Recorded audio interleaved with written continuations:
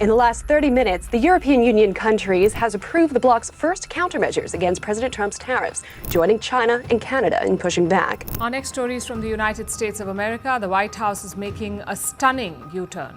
President Donald Trump is having a change of heart. Last week, he roared about crushing China with tariffs. $78,000 of extra tariffs, $52,000 would be our loss if we bring that container in. This is not posturing. This is not empty rhetoric. This is the slow strangulation of the global food supply. Today, the White House declared a national economic emergency and unleashed a tidal wave of new tariffs on imports from around the world. 10% duties, 20% duties. For strategic rivals, effective tariffs surging to more than 50%. For farmers already battered by years of uncertainty, this was not another bad day. This was the beginning of collapse. American farmers, who once fed the world, now find themselves gasping for survival, with China, once the largest buyer of United States agricultural goods, essentially sealed off behind walls of tariffs and retaliatory taxes. Growers are running out of markets. And this time, there are no easy bailouts coming. Before we continue, hit that like button to help us beat the YouTube algorithm and to show your support.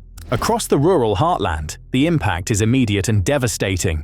Soybean fields that once commanded top dollar now stand abandoned. Corn silos are overflowing with unsold grain. Livestock auctions are saturated with desperate sellers slashing prices to survive another week. The machinery sits idle. The grain elevators echo hollow in the spring wind. And in town after town, the unthinkable is happening. Generations-old farms are being boarded up, auctioned off, or lost to bankruptcy courts. The administration's gamble is clear: maximum pressure on trading partners to force better deals. But for farmers on the ground, the reality is brutal. Markets that took decades to build have vanished almost overnight. Export relationships have been broken, and global competitors are moving in to fill the void. Brazil, the eternal rival of American agriculture, has expanded soybean acreage by over 3 million hectares in just 2 years. Brazilian ports are now bustling with shipments to China that once flowed through American docks. In Mato Grosso, farmers are celebrating record profits, while American farmers are grappling with bankruptcy notices. And in Australia and New Zealand, dairy producers are ramping up exports to fill the void left by American suppliers locked out of Asia. It is a global gold rush, fueled by America's retreat. Meanwhile, in India, a new front has opened in the tariff war. United States negotiators have launched emergency trade talks, desperate to avert a crushing 26% tariff on Indian goods. But the stakes run both ways. Washington is demanding that India open its agricultural markets to genetically modified American corn and soybeans. The response from Indian farmers has been swift and furious. In Punjab and Uttar Pradesh, thousands of farmers are marching in protest, blocking highways and railroads. In rural markets, banners read, "No to GM crops, no to foreign domination." Indian regulators are under siege from both the farming community and environmental groups, who warn that surrendering to American demands could devastate local ecosystems and displace millions of small farmers. For many Indian farmers, the arrival of cheap American grain is not just an economic threat, it is a threat to survival. Meanwhile, the signals coming out of Washington and Beijing grow more chaotic by the hour. President Trump insists negotiations are advancing. Beijing flatly denies it. Markets swing wildly on every headline, every rumor, every tweet. The International Monetary Fund issued a dire warning today. Escalating tariff tensions could trigger mass job losses, not just in manufacturing, but in agriculture across every continent. The warning is not theoretical. It is already happening. Before we continue, hit that subscribe button to show your support to the channel. In Iowa, Ohio, and Kansas, farmers are watching their futures evaporate in real time. Crop insurance claims are rising. Farm bankruptcies are climbing at the fastest rate since the 1980s farm crisis. Suicides among farmers are increasing, a grim echo of the despair gripping rural communities. One farmer put it simply, "We survived floods, we survived droughts, we survived market collapses. But this is different. You cannot farm when the world will not buy your crops." And even those who still manage to sell are facing brutal price cuts. Soybeans that once sold for $15 a bushel are now fetching less than $9. Milk prices have plummeted. Corn is trading near loss-making levels. It is not just a crisis, it is a collapse. and the damage is not limited to the United States. In Africa, smallholder farmers are seeing their markets destabilized as global grain flows shift. In Southeast Asia, rice growers fear being undercut by retaliatory tariffs that could block their access to premium markets. In South America, the winners and losers are being rapidly redrawn.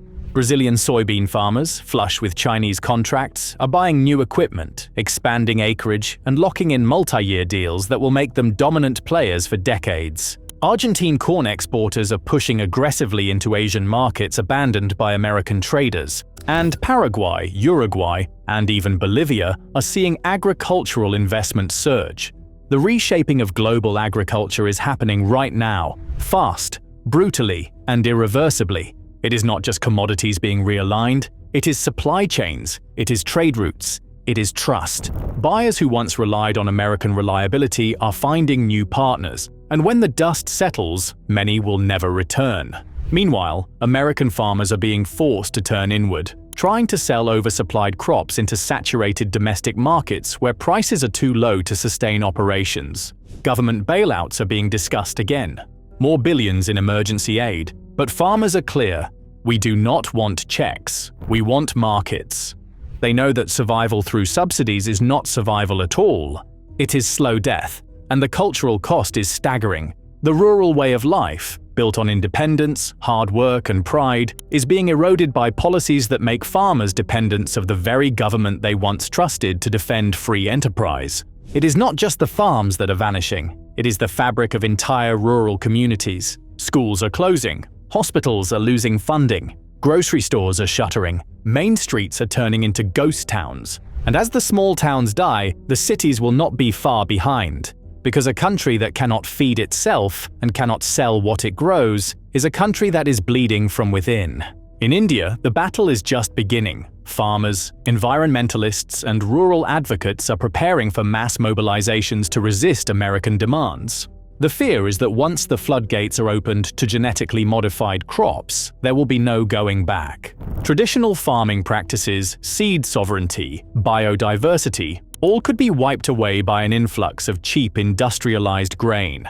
And in Africa, the danger is even greater. Many African economies are still heavily agricultural. They rely on fragile export markets and smallholder production. A flood of cheap imports triggered by shifting tariff patterns could collapse rural incomes, drive mass urbanization, and destabilize already vulnerable nations. It is a global powder keg, and all it will take is one more misstep to ignite it. The G7 summit now looms as a critical crossroads. If meaningful deals are reached, if tariffs are lifted, if markets are reopened, there is still a chance to pull back from the brink.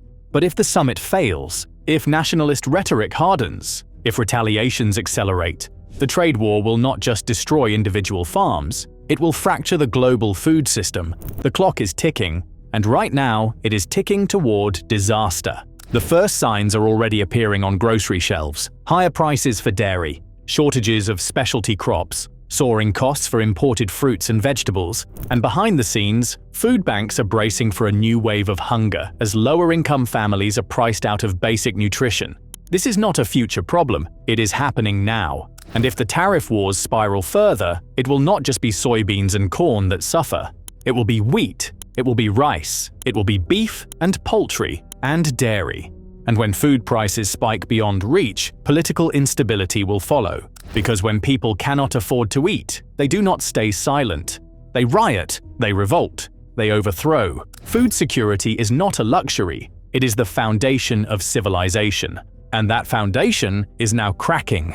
Across the world, countries are beginning to weaponize their food supplies. Nations with grain surpluses are tightening exports. Countries with fertilizer stockpiles are raising prices. Strategic food reserves are being built behind closed doors. The new age of economic warfare is not just fought with oil or currency. It is fought with wheat, with soybeans, with rice and corn. It is fought with the ability to feed, or starve, entire populations. And in this emerging world, trust is the first casualty. The second casualty is stability.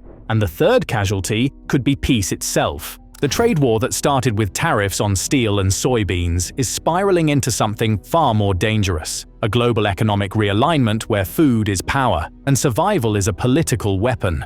The warning signs are everywhere. And if the world does not step back, now, the damage will be irreversible.